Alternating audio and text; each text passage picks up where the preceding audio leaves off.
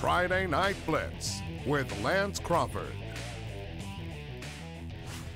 And welcome in, everybody. It is the Friday Night Blitz presented to you by Andy Citrin Injury Attorneys. Now, we begin with our game of the week. St. Paul's visiting Blunt. The Saints, of course, moving up to 6A because of Alabama's new competitive balance rule.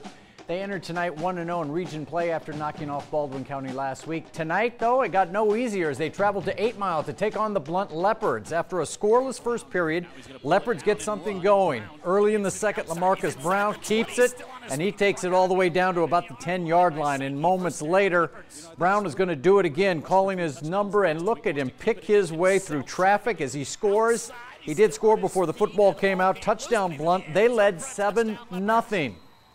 Meanwhile, Steve Mask watched his team drive downfield just before the half, and as time expires, it is Jackson Fowler splitting the uprights with his field goal. It was 7-3, Blunt at intermission. Now let's take you to second half highlights, shall we?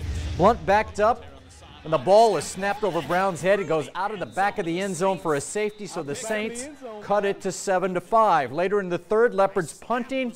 Another bad snap. The punter is in trouble, and St. Paul swarms him. So the Saints are in great field position, and it turns into points.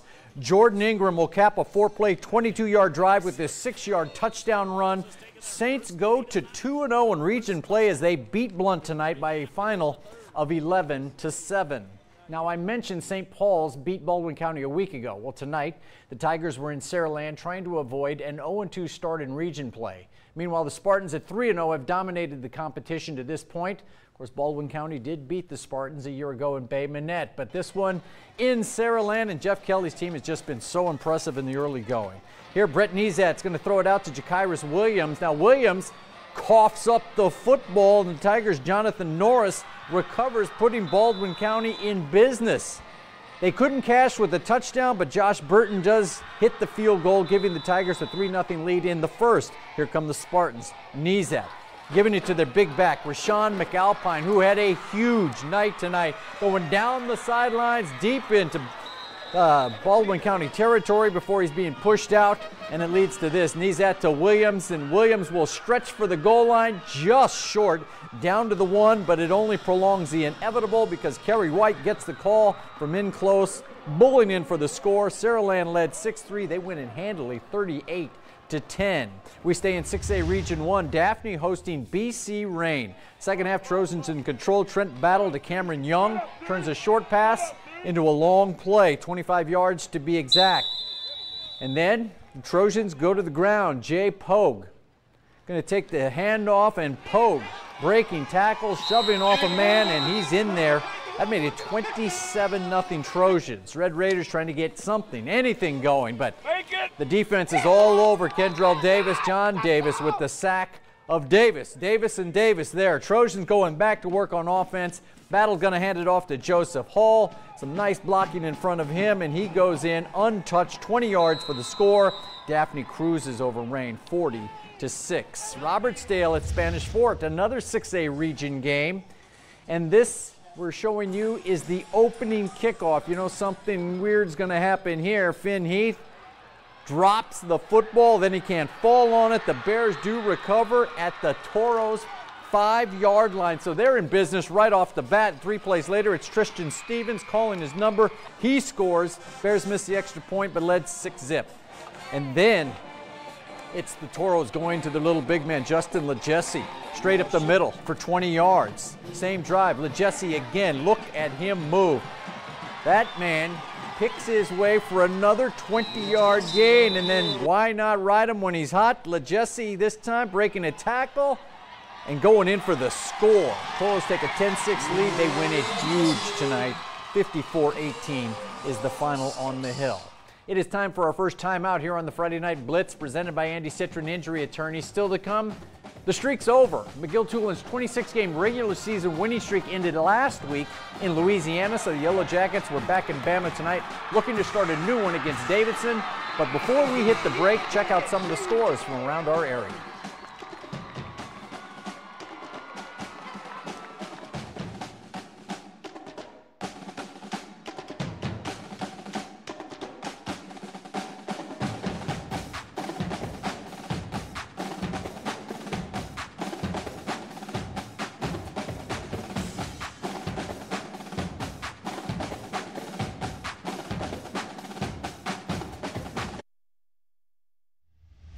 All right, welcome back. You know, no one's won more football games in the Mobile-Baldwin County area over the past 3 seasons than McGill-Tulin. In fact, they had a 26-game regular season win streak snap last week when they went out of state to take on West Monroe, Louisiana. It was especially heartbreaking for the Jackets as they had it basically all wrapped up before West Monroe recovered a fumble very late in regulation, then won it in overtime. Tonight, McGill was looking to get back on the beam as they hosted Davidson at the Lip, and the Yellow Jackets were buzzing right out of the hive tonight, putting together a scoring drive on their first possession.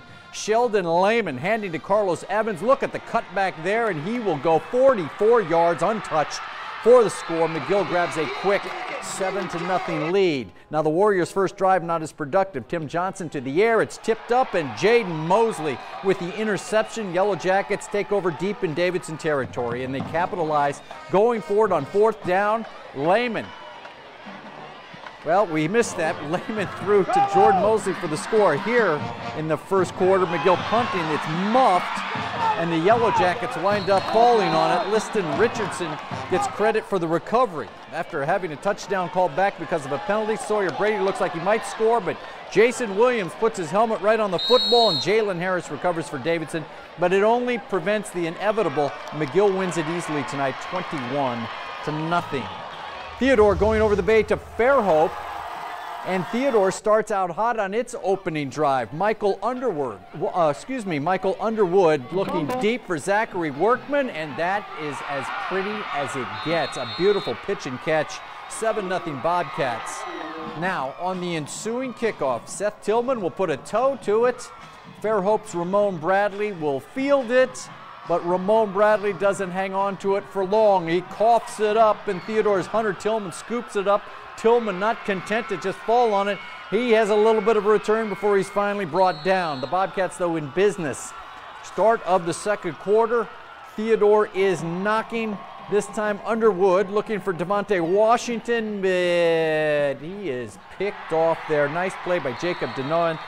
This one is close tonight, but Theodore wins it by a final of 17-10. Mary Montgomery taking on Murphy at Ladd Peoples Stadium. We go to the second quarter.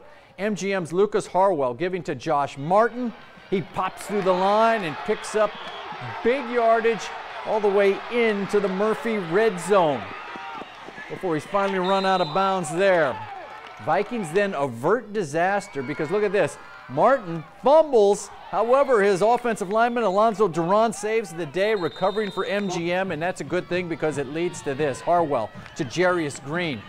Touchdown, Vikings. They led 16-14 at that point, but it's Murphy rallying to beat MGM 36-30. How about Satsuma visiting Viger at Pritchard Stadium? The Wolves got something going this year.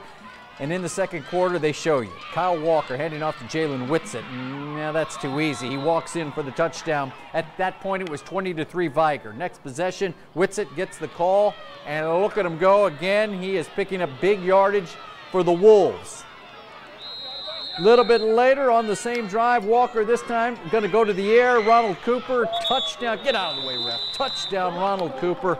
All Viger tonight. They win it 40-3 over the Gators of Satsuma. How about the Battle of Undefeateds at UMS Wright? The Bulldogs hosting Williamson in the first quarter. Williamson going to the air, but Breland Franks to Jacob Hatch. No, sir. It's picked off by Will Breland.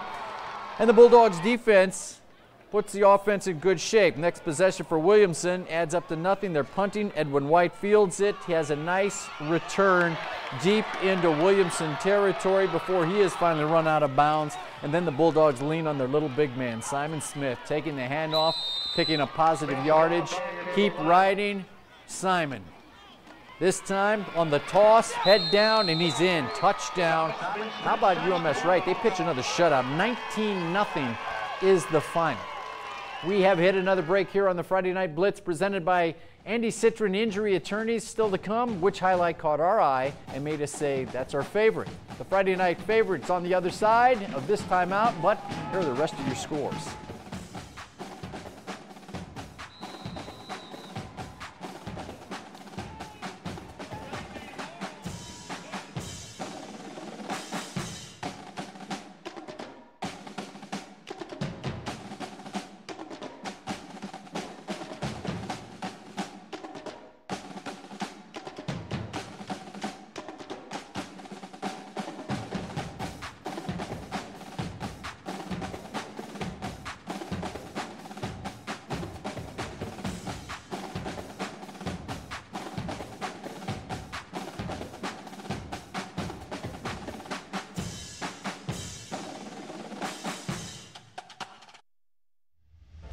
How about some Thursday night football? Citrin visited LaFleur at Ladd People Stadium last night, and the Wildcats score early. Justin Johnston going to keep it as he gets to the outside, and there he goes.